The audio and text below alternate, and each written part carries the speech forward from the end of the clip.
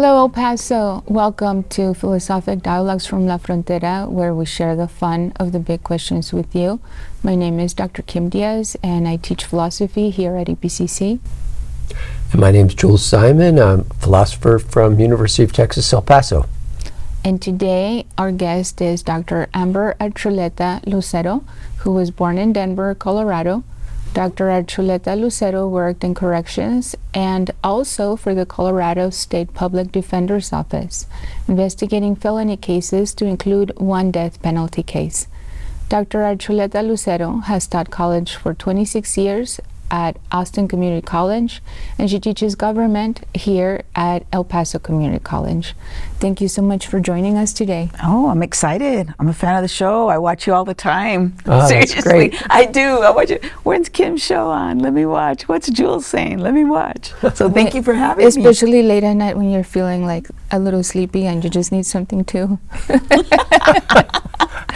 Well, we have fun. You know. We try. Yeah, it's important. You know, conversations are important, especially philosophical conversations are important. I think so too, you know, because it seems like we tend to shout at each other and say, I'm right and you're wrong, and this is how it is, instead of actually talking about things and maybe learning from each other. So we'll get started with this question, right, which is a point of contention, you know, these days. What is democracy? In your opinion, what is democracy? You know, one of the things that I teach, I think is necessary even in starting the foundation of, you know, where are we going as it relates to democratic principles, is understanding where it started, right? So I go all the way, very tiny bit of an introduction to the Greeks in terms of looking at demos and kratos and merging those two concepts, understanding the culture of that time period. I know most of our students look at it the lens of 2024 or when they were born, but I think it's necessary to start at the very beginning. My impetus is always, I believe, Kim and Jules, is to create an environment where we really understand that the people are the source of power. It's never the other way around. It is the people that are the drivers. I talk about this probably very too simplistic analogy of you know, government being sort of the car and democracy and politics being sort of the driver. You know, depending on who is in office, what administration, what political party. I kind of start there and then I branch out. But really the foundational principle of democracy is you and I. It's really the people. It's really trying to understand whom, you know, we want to be as a nation, and then trying to sort of connect the past, fast forward, and all these linkages in between as it relates to, you know, democracy. I often ask them, as kind of a prompt, let's pretend you're teaching a second grade class in about an hour. Let's pretend that you have to explain democracy to a group of second graders. What does it taste like? What does it feel like? What does it smell like? What is it exactly? Can you touch it? What is it? So I often start there, and then planting the seed, right, for more conversation. But that's kind of the culmination of what I believe democracy is: the people, the source, the drivers of you know, this amazing entity that we call democracy. I would like to add the next. Yeah? Okay. So I think a lot of us take it for granted. We don't really care. We're busy. We have to pay bills. Let other people worry about that. I know. Why is it important for us to think about democracy? One of the things that I've always felt, I think, an affinity to was an individual who wrote that, I don't know, maybe this guy wrote about 30 books. His name was Dr. Walter Dean Burnham. He was actually out of UT Austin, and he was an expert from retired, but a professor emeritus, but an expert on political parties. He used to have this sort of beautiful metaphor, and he would say that, you know, this is something America needs to work on. Just like you said, for example, we're paying bills, we're teaching classes, our students are going to classes, they're working 2 jobs, they have family responsibilities.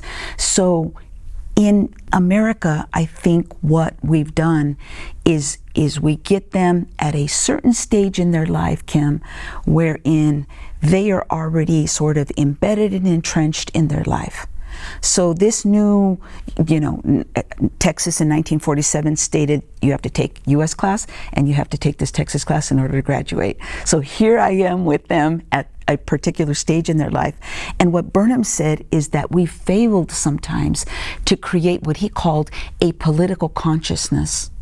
That we, very young, start teaching them about the words of the flag. You know, I pledge allegiance, and they have to pledge allegiance to this flag.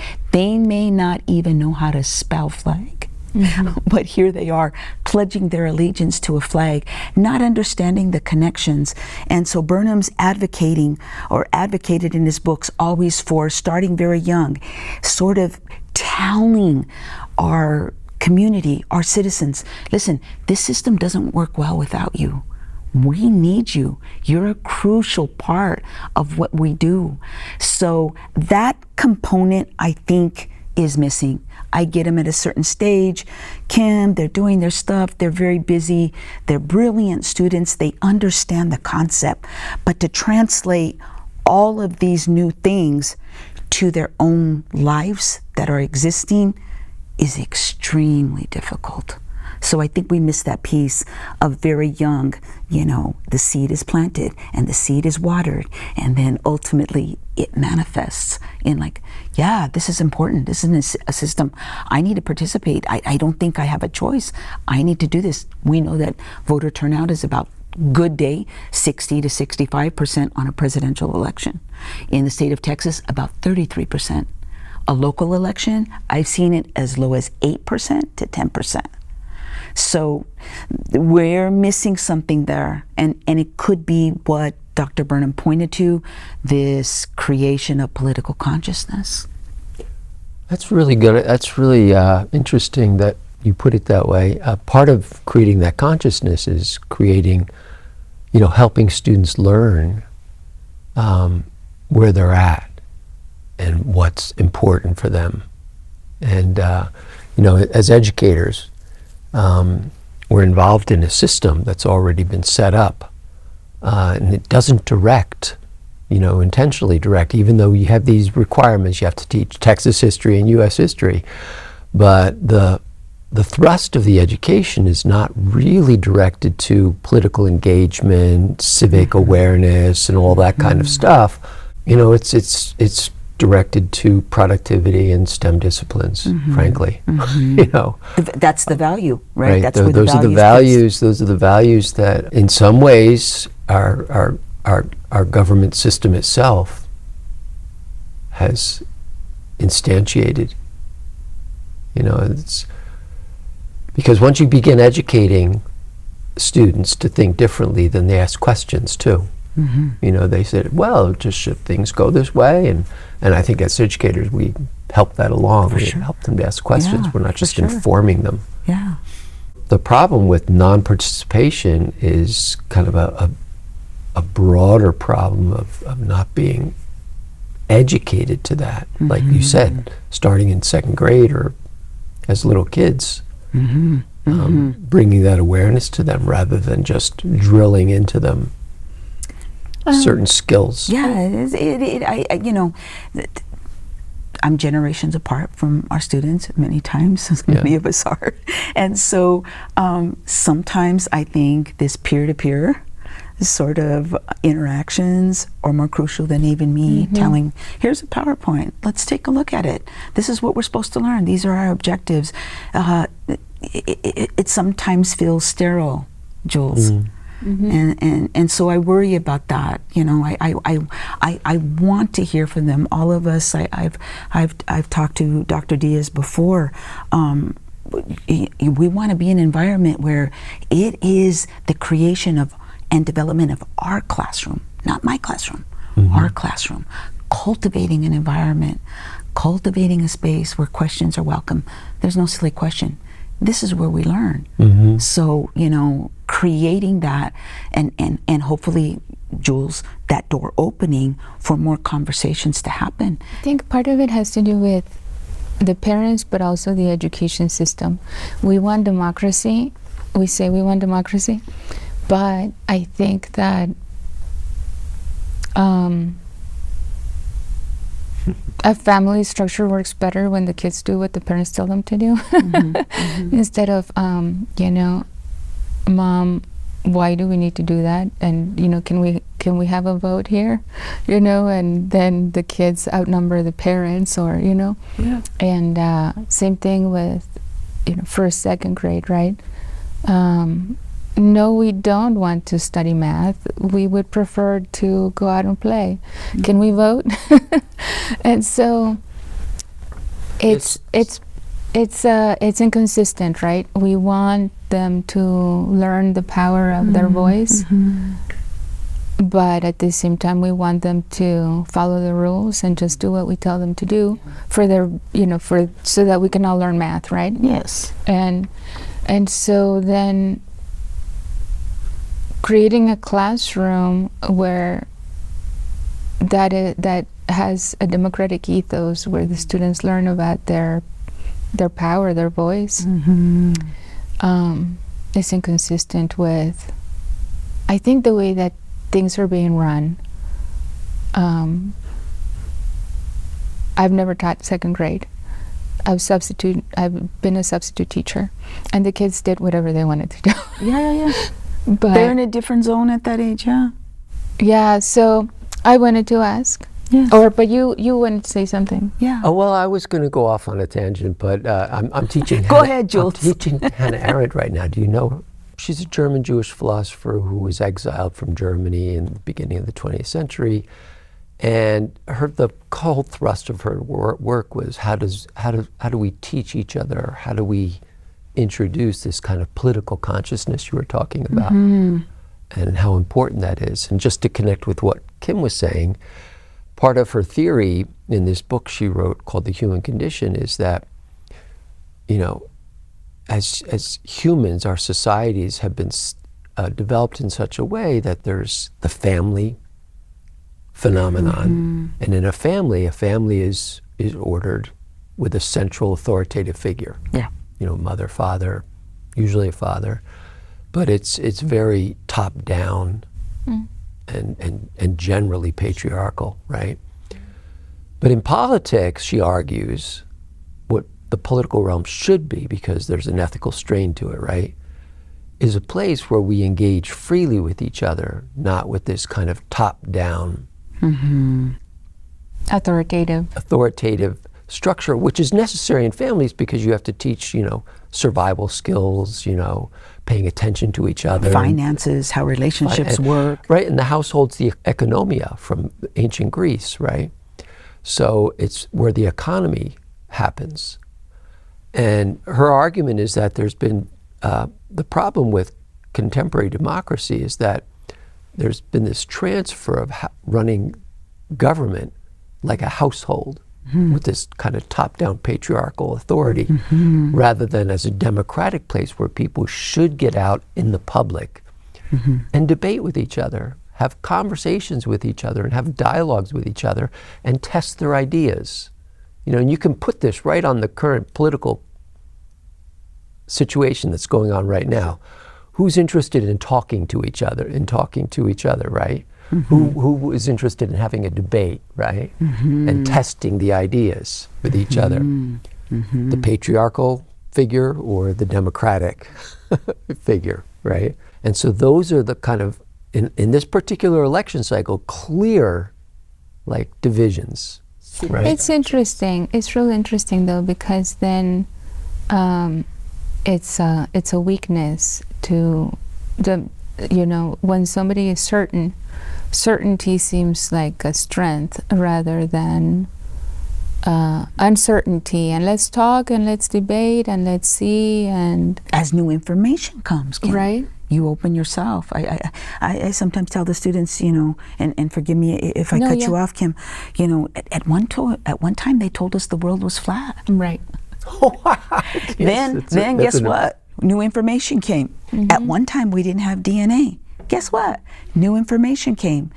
As information comes, our responsibility, look at it, be skeptical of it, question it, think about it, process it, digest it, at least know what you're digesting. What is the nutritional value of the information you digest? And be aware that other people are looking at other things. All of us aren't in a bubble. We live with 333 million people in the United States, 35 million people in Texas. So being open to as Jules is saying, being open to, okay, listen, we can walk and chew gum at the same time. It is possible. Two things can be true at the same time. It is possible. And I think sometimes the overload of information, Kim and Jules, is so difficult for students. It's difficult for me. Let me make something as simple as possible, digest it, eat it, and then move on to that next thing. Because you all teach a subject that is very difficult to digest. You got to pause, you got to think, you got to consider, you have to ask questions. It just doesn't, it is taught. It isn't sometimes innate. So for sure, I think that's what happens. Teaching philosophy, obviously people are like, okay, yeah, but what do you do? Like, what do you really do? What do philosophers do, right? And so you ask questions, and so then, well, what's the value in that? Isn't it better to have answers, right? And so we see that where the ethos of one party is we have the answers, and the ethos of another party may be we have more questions than we have answers. So it's interesting to me because I can see how one could be attracted to those that have the answers. Oh, yeah. As opposed to those who have the questions. There is a satisfaction of The having certainty. an answer, right? There is, you feel, oh, I feel better. I've We got solved this. this personal problem for myself. Good. Next, I need to do that. So I sometimes wonder, this is just personally, Kim and Jules, about candidates. Candidates often, since 26 years teaching, have often campaigned on change. You need change. We need change. It's about change. Every candidate. Since What Jefferson. type of change? What kind of change? How will I be integrated into that change? What is change about? What are we talking about in terms of change? So here we are, 20-some days from election. We're looking at two very different candidates. And there, of course, there are more candidates running. We know this. But again, it's change. What direction are we moving in? What type of change does the American public want? In some ways, that's right. The conversation is about change. The kind of buzzword now is who's the candidate of change or something like that. But behind that is, well, what are you changing from? And part of governing, and you know this because you teach government, right, is creating or working with a system that also has maintained certain kinds of stability. In order to get anything done, we have to have some kind of stable structures, right? Even just to ask questions or to philosophize. Philosophy flourishes when it's in a non-war environment, right? Because in a war, it's the demand of necessity just faces you. You don't have time to reflect. You're just reacting. But in governing, and you said, as philosophers, we deal with very complex issues, but similarly in government and teaching politics, that's a very complex thing, right? Because from our government, we get distribution of resources, we get, educational mandates and all those kinds of things, which behind that is all kinds of philosophical issues, right? So, we can talk about change, but we also want to talk about, what kind of stability does our government offer the people, right? People want to feel comfortable. Their brain moves. I got to protect it. So I got to protect myself. I got to feel comfortable. Right, and there's two kinds of ways to feel comfortable. One, because you mentioned this about non-participation or something like this. One is, I'm not going to ask the questions. I'm just going to accept what's going on because I just don't want to, or I just can't. Right. But then the other kind of feeling comfortable is. So you get comfortable with kind of bad conditions, right? But then the other kind of comfortable is feeling comfortable in the engagement that one's in, right? And that kind of feeling comfortable in being able to be involved and valued and all that kind of stuff. Those are really two different ways to feel comfortable. In the one path, you get, people then, it results in these kinds of polarities that we're experiencing. Yeah. Too many people are not engaged. So the more engaged you get, the more you realize, well, I need this other person, right? Because, I need the plumber to fix my plumbing, right? I need a teacher to show me I need somebody to pick up my trash. Pick up the trash, exactly. Yep. Right. So we kind of, in all this discussion about change, we forget about the really other strong component part of it, of regularity and stability, non-chaos. Yeah. You think about these recent natural disasters, right? Helene and Milton, terrible. I mean, just so almost graphic in terms of what we see. Our heart breaks for starting over and thinking about what to do. Where do you even start? Now, the conversation talking about stability, Jules, is FEMA. Okay, so where are we at with FEMA? How much money? Do we okay? Are we all right? What do we need to do? That then becomes sort of the uncertainty of for these individuals. Is that going to be? Are we always going to have that? Are we in jeopardy of FEMA? What happens as a result of that? So again, dealing with these nuances that are moving in our direction a little bit more often than previously. January 6th, these hurricanes, it provides, I think, a level of fear for people. What am I supposed to do? Where's my role? Maybe I just plug out. Maybe I just totally disconnect. This is too complicated for me. I just want to go to school. I just want to live my life. I just want to go to the grocery store and come home. This is too much. Let those who know deal with it. So I think we have that element as well. Yeah. That leads me, well, don't forget that I want to ask you, do you think that we live in a well-functioning democracy currently? I think that it's teetering on many components of polarization, going back to your word, polarization. So one would think this is a democracy. This is how things function. Automatically, we know 1, 2, 3, ABC. We know that this is how things work. However, now with the political climate, and I always call it today with my students, political climate that is steroid filled. So we have so much tension and so much stress, and you have to almost choose, what camp am I in? What am I going to do? It's almost, who's an independent? How can you be a centrist and move here on an issue and move here on another issue? It is possible. None of us, I don't believe, fall into a particular box. Not all of us are this, and not all of us are that. There is this huge spectrum of where we fall. Somebody says abortion, one may be here. Death penalty, another thing. Economy, an extreme over here. So the push, I feel sometimes, get in these camps, get in line, try not to think too much. We'll do the thinking for you. And so based on that, there is a feeling of just what does this thing work? Can this thing work? Who's going to make it work best? What is this? What will voter turnout look like in 20-some days? The other day, September 30th, Valle Verde, we registered Kim and Jules 270 students.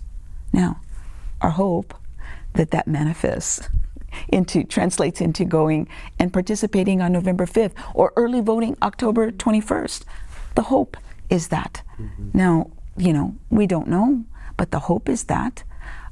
So I think it's a little more uncertain, Kim, where we're at in terms of this, stating this is what it is and this is how it always works. It's being tweaked a little bit here, maneuvered a little bit here. And so this beautiful democracy that we have, super fragile and super messy. Just an observation, but there, in terms of the fragility and change in the system, it used to be the case, and you know this because you were probably alive then, you could only vote on one day. At least we've changed that system so that we can have early voting, we have mail-in voting, so that system has become, I think, in that part of our system, it's become more democratic, right? Mm-hmm. And so there are important developments that we kind of forget about sometimes, And so you can judge then, too, what kind of politicians we're dealing with by the ones who encourage those kinds of alternatives and those who would discourage it. Yeah. Suppressing voter and democracy involvement, right? Versus manipulating the process. Options are good. Right. Options are crucial. Are really good, right? We look at our system, we look at the European system. Options are good. I mean, I tell my students, hey, you guys go to the grocery store, no matter where you shop. When I go to the shampoo aisle, I think there's 2 rows of shampoos. Long rows. Look at all my options. Aren't options good? You go to a buffet. Grandma gets this, and Jimmy gets this, and I get this. We like options. They're good. So I think that too can be sometimes missing. I know we have options on the table. My hope always is there's a creation of more options. There's a current political party. I told my students the other day, Kim and Jules, called the Canary Party. Canary, 2011. Created in 2011, right after ACA or Obamacare. Its focus is access to health care. Individuals getting health care. How many of you have heard the Canary Party? No, I know. We haven't. We should, though. We should be hearing about those options. They're crucial to a democratic system. Yeah, and so that was one of the questions I had, right? If you could have it your way, what would you change to make our current democracy healthier? But going back to my previous point, you're having 10 to 12 to 15 competing political parties wherein people actually compete for your vote. Nothing is taken for granted. People earn votes, period. There is not a given. A particular demographic is then honed in because they're a particular demographic to this political party. The more choices, the more political parties, the more options, the more education, the more openness to a given that I can plug into my Labor Party, I can plug into this Canary Party, I can plug into this, and it is more conducive to who I am as a person. I may not be 100% this particular thing, but it is closer to who I am as an individual. And I think that matters. That's why we have majors. What's closer to your heart and your spirit and your mind in terms of what you want to do? Oh, it's nursing. Awesome. Let's move in that direction.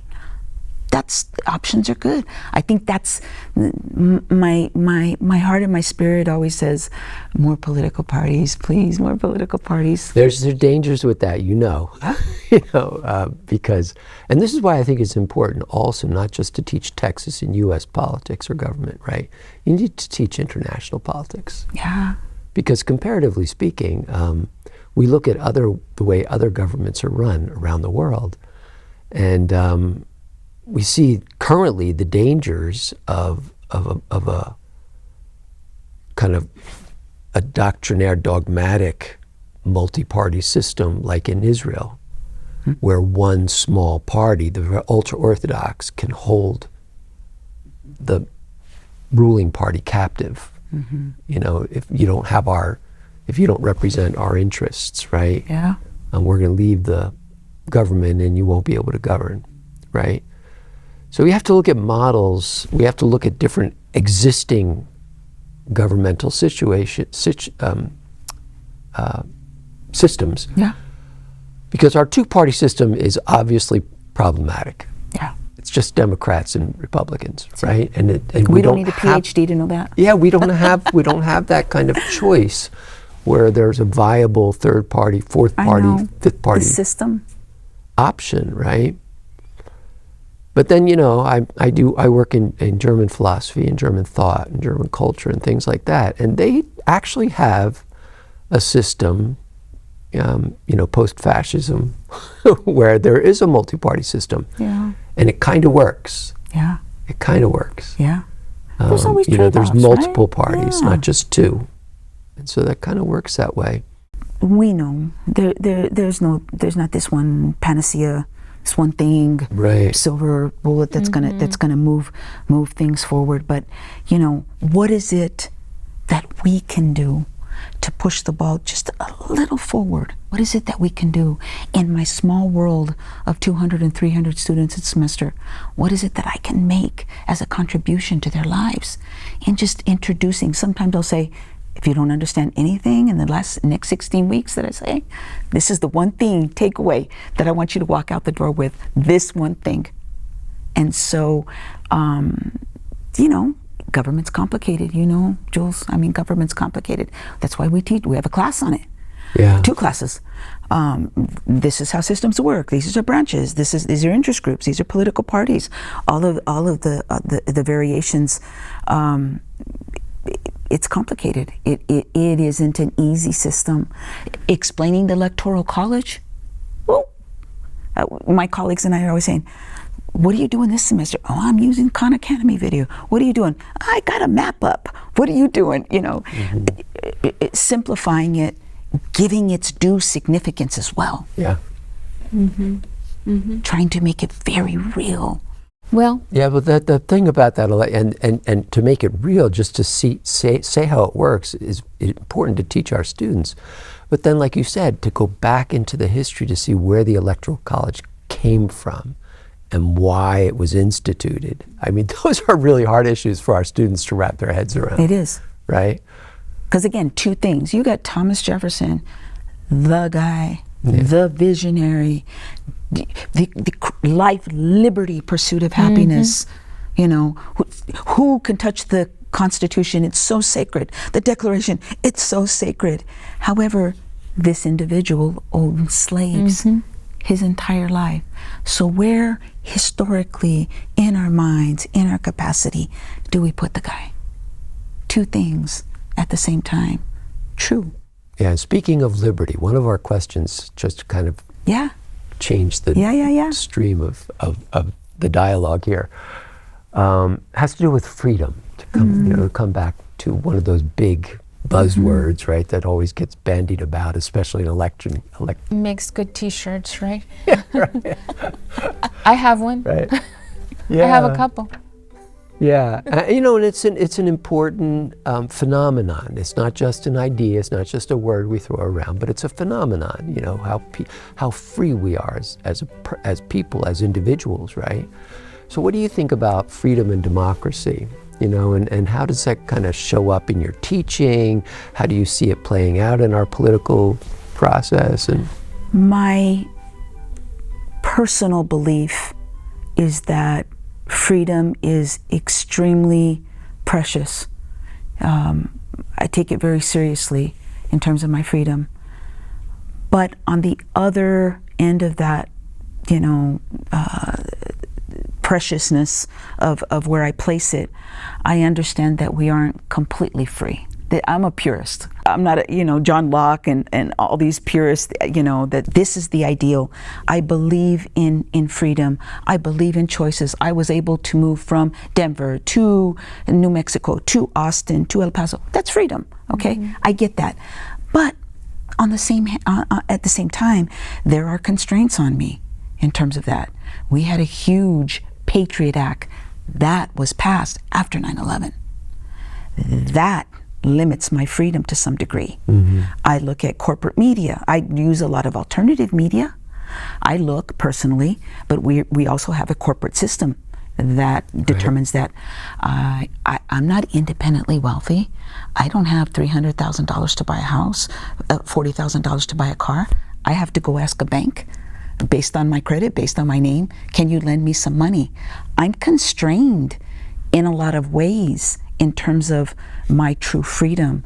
I always say, teaching the First Amendment, freedom of religion, freedom of press, freedom of speech, freedom of assembly, freedom of dissent, that, you know, beautiful, tiny, it's just very small, very vague, right? Many of us have a, you know, sort of a love-hate relationship. Why didn't the founders give us a YouTube video? Why didn't they give us an index? What are you guys talking about?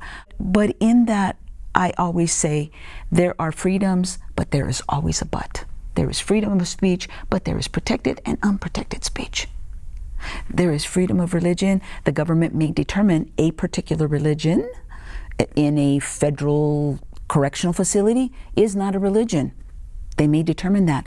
So I'm always living, I think, Jules, in a dichotomy.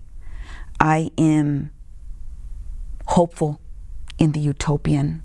This is what I'm striving for, Amber. But I know I live in a reality.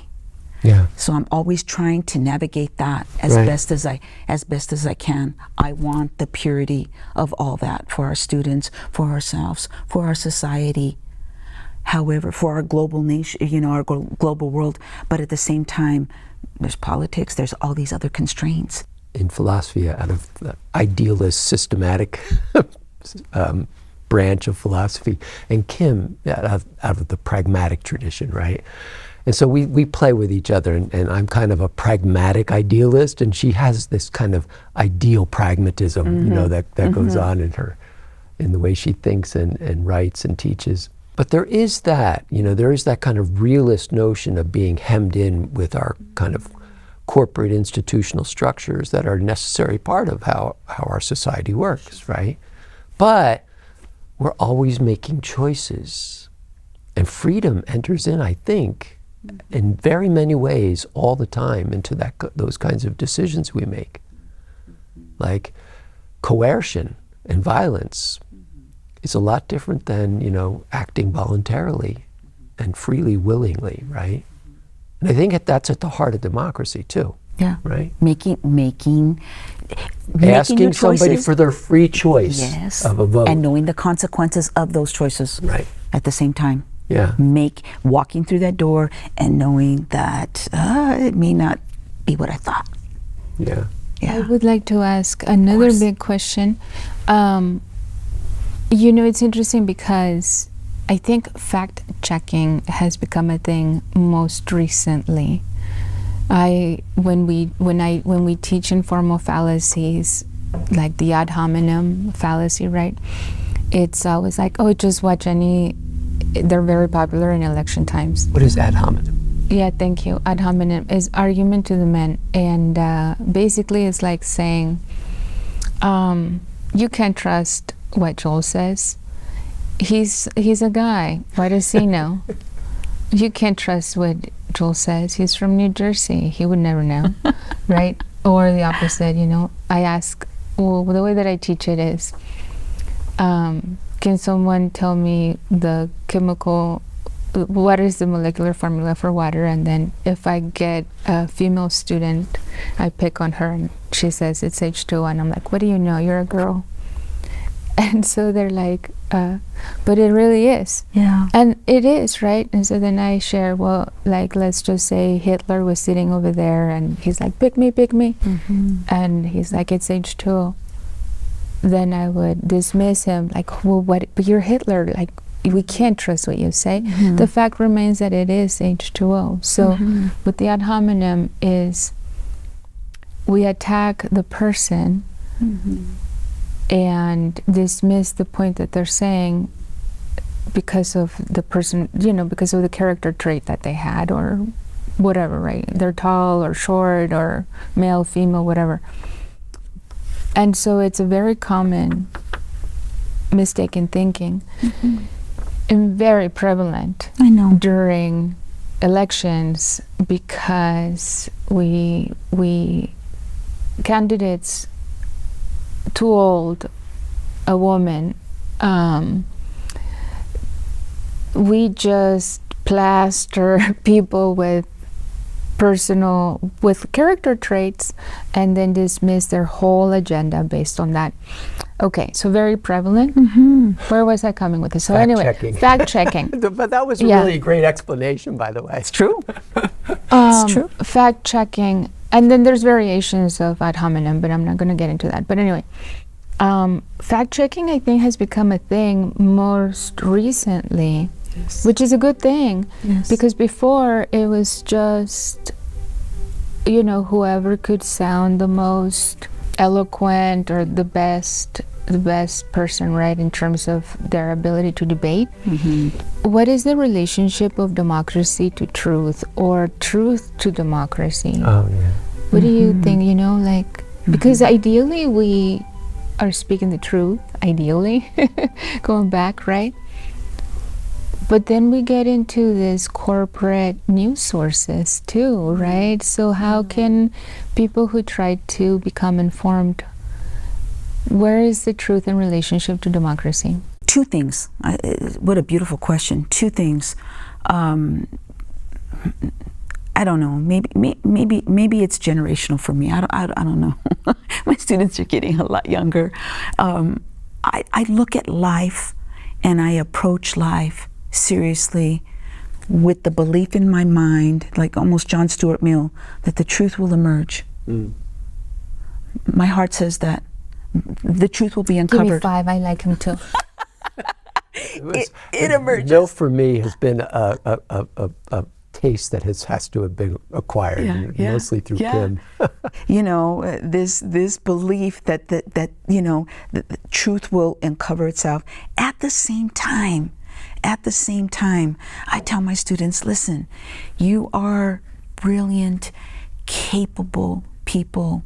This mind that you're using right now, even just to listen to me, requires the following.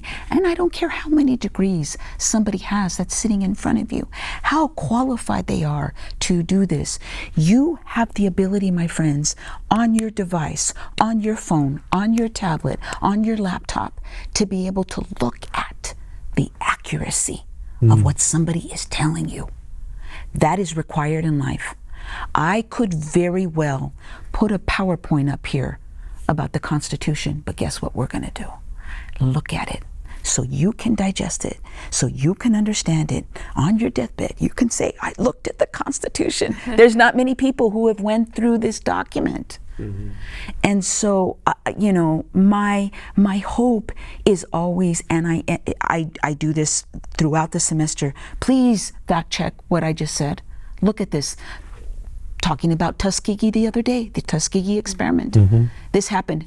These are, this 1 o'clock group is 14, 15, 16-year-olds, very young. And so please look at what I just said. How did you spell it, miss? What is it? Yes, look it up. It and happened. Also for the record, what was the Tuskegee very nice. incident? Yes. What was it? An incident in which our government was complicit. Our government was complicit in hurting people. It was supposed to last 6 months, this experiment. It was focused primarily on black men in the South. And it was supposed to last 6 months. It lasted 40 years. And we hurt people, and people died, and we had the ability to help people with medicine. Yet we just looked from afar to see what was going to happen and document that. You know, the birth And the of subjects, the IRB. yeah, and the subjects were Well, the not. birth of bioethics in general. Yeah. I mean, that and the Nazi genocidal medical experiments. Yeah. Right. So, you know, Yeah, the because two the subjects of the sources. experiment were not asked beforehand they weren't asked if for their they consent. would be okay doing this experiment, Right. which if they had known, they would not have. I think. Anyway, okay, and so then your students, you tell them, and then I, prompt them. I'll wait. Go look on your device. Make sure that I'm telling you, the accuracy of something happened. Of course, I'm a news junkie. Just knowing, I know Kim better than I do you, Jules. But I'm sensing. We look at the news a lot. We are consumers, and so students not so much. So I come into the classroom with a ton of information about this that happened and that happened over the weekend, and another school shooting, and another this and another that, and details, providing context. We just did now, providing context for something. And so I will sit. Hey, listen, look at what I just told you. Take a minute and look at it. All 40 of you, any problems, concerns, issues, anything you want to add. Folks, I am willing to be wrong. I am a human. I will sit up here and I will apologize to you if I was wrong, if I gave you something that was inaccurate, because it wasn't my heart to do that. It may have happened. I may have misspoke. But to put that out into the world, Jules and Kim, that look for that information. Look at this. We just went the other day through a public opinion poll, Gallup poll, the most trusted poll since 1947 that looks at anything. We were looking at a topic, are Gen Zers happy in 2024, 2023? What's presidential approval ratings? Look how sophisticated this poll looks. Look at this graph. Look at the details. Who was asked in that graph? Was the people at the Starbucks in Manhattan asked? Was Dr. A asked? The individuals that do the maintenance here and pick up all the trash here, were they asked? Look at everything with an open, skeptical eye to ensure that you understand what you're receiving, and ask questions. Questions are welcomed. They shouldn't be, never should questions be shut down. I've never shut down a question. I don't care how trivial it is. And we're going to get the usual questions. What's the test going to look like? How many questions is it, But I have a current events assignment, and we try to make it bigger, broader, better all the time. And so I've been a little disappointed, Kim, with the recent debates and engagement with the lack of fact checking. The lack. It could have. I'll wait a half hour for somebody. I know it's an hour and a half. I'll wait 2 hours for somebody to fact check something. I don't mind. I'll wait. I may look it up myself at the same time that they're doing it, to ensure that corporate media, ABC, CBS, whomever is giving me, what I feel is that I can walk away with and say, got it. You bring a lot, Amber. Go ahead. Well, I have a PhD, and I let my students know, just because I have a PhD, it doesn't mean I know how to work the computer. They're so savvy. Oh, that happens to me all the time. They're so savvy. Or they come help me. They come and help Yeah. me too. Same with me. Yeah. yeah. Oh, miss, right? do this. Yeah, right. And and I let them know, people in lab coats, doctors, who they have amputated the wrong arm. It has happened. So it doesn't matter how educated we are, we make mistakes because we're still human. I know. So please. And it's okay. Right. I mean, it is, right? And I don't mean to, obviously, it's a mistake, but your vote, your health, do your own research. It takes time and it takes effort. And I think a lot of us don't want to take the time and the effort to do the research. And so it's easier to leave it at the hands of the expert. I know. But what is the danger there? Yeah. Yeah, for sure. And for me, one of the issues is the overprescription of opiates. Are those for you? Is that the healthiest choice for you? For Americans? Anyway, so I'm going off on a tangent. No, but Yeah, I get the point. I get the point for sure. Let me get to, because we have several minutes left. I don't want to let this one of our last questions go unasked. Yes. So we'll be a little more specific. So we've dealt with some big issues like truth and I'll freedom. reel myself in, Jules. I'll reel myself. No. But this is going to, this will give you an opportunity to become even more elaborate, as it were.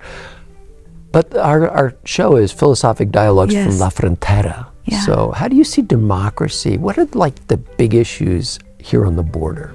Like for democracy on the border in our community, and minority rights, immigration, all those kinds of things, how does democracy play in our neighborhood, our barrios? Our democracy, I call as we spoke before, I'm not from El Paso, but let me tell you, I hit a gold mine when I got here. This has been the space where I've healed the most, where I've noticed and understood the person that I am, and I'm grateful. Thank you, El Paso. Me too, by the way. Seriously. Me too, by the way. I wasn't born here. I really mean it. I'm an implant, like many people in this area. I'm an Yeah. implant. Yeah. Right? We're all just passing through. Getting to your point though about democracy, I know we've talked. I'll speak for myself. I know I've spoke about the fragility of it, the fear and all that. However, it is ever present here. It is present. People are still campaigning. We still have elections. We still are voting for mayor. We still are voting for city council. We still have a voice in terms of initiatives within our neighborhood. In addition to that, there's bigger stuff, Jules. There is immigration. I'm 10 minutes away from the border. I know what I believe to be true epistemology about immigration. I know what I believe to be true. However, what I run into personally is the following. We have a incredible population here that is just full of, I'll speak for myself, just full of just love and empathy. At the same time, we have to contend with questions from the outside. I travel sometimes to Albuquerque and I will get the same question. Oh, you're from El Paso. Oh, I saw that XYZ's happening. No, really, it's not happening. I live like 10 minutes. You can believe me that it isn't happening. And so, we run into those obstacles. I think the key is the following. In terms of our own democracy here, we are not San Antonio. We are not Houston. We are not Del Rio. We are us.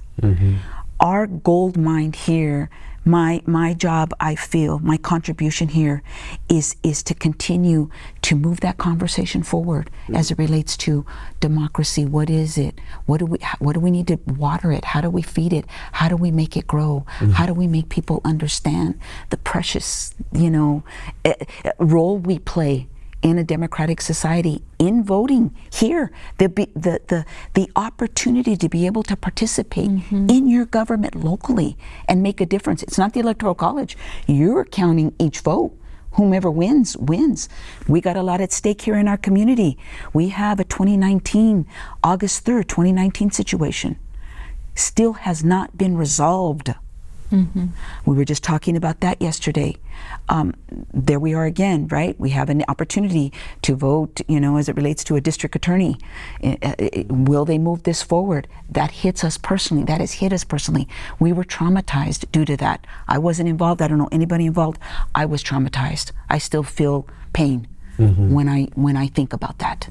So I think when we run into spaces, opportunities where there are hard conversations about immigration, about these things that relate to the border, we have an opportunity to teach.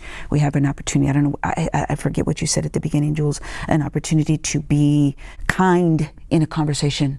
about that without, it's not a fight, it's not an argument.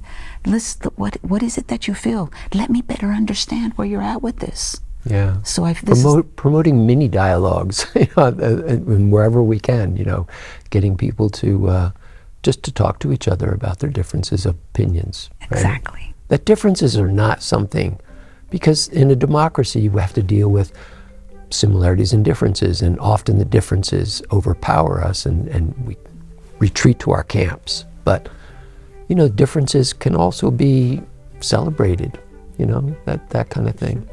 So. I would like to ask the last question before we wrap it up. Yes. What is the connection between happiness and democracy? Yeah, I want to believe that all of us are on our own journey. My heart says that people are trying to do the best they can every day. I know I fail daily trying to do the best I can. I try, but I know I fail in doing that.